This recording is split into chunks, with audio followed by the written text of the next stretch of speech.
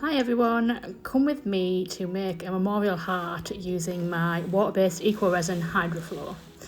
You can see here, I've sped up the video a little bit so you're not having to watch the whole process at slow snail speed. I'm measuring out the liquid and then measuring out the powder that make up the Hydroflow compound. It is water-based, so it's non-toxic, and when it sets for life. It sets harder than concrete. So unless you're going to really throw the piece that's made for you at the wall, you're never going to break it. And you see here, I'm mixing it. There's normally a specialised tool that you can use, but I don't have those pennies. So I use what I've got, and that is a kitchen electric whisk. It works for me at the moment. Yes, I do get quite a few bubbles, but that's on me to work out afterwards to make sure that I've worked with the liquid and smoothed it out so that the bubbles aren't there. So here I am giving it a bit of a mix just to ease out some of those air bubbles, flatten it out a little bit. It looks a bit vicious on the film because again I've sped the video up. Okay, and you can see here I'm working with my mould and I start to realise there's some like black and green bits in there.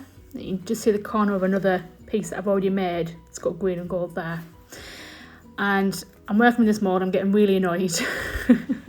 I even go and wipe it out with blue towel. And then finally it dawns on me that it's my gloves. It's coming off my gloves and I take them off. Now the person who's ordered this memorial piece wants this to be cream and gold. Now usually I'd add gold aspect into it before I pour, but with this piece I actually use like a gold paint to go on afterwards rather than using the gold flakes. It just looks better and people like it that way.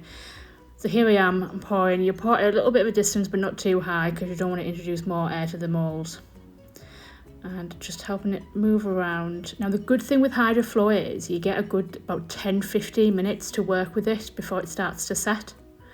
I know some water-based eco resins set quite quickly and you have to really work quickly to make sure you get it out of the mixing bowl into the mould and settled.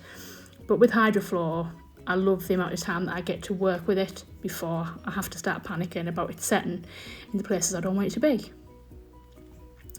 So here we are, I'm all settled, I've got it all poured in, clean off my little spatula, move my jug, and then here I'm tapping underneath the mould.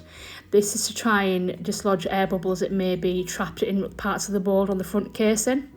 And there I am, of course, spilling it.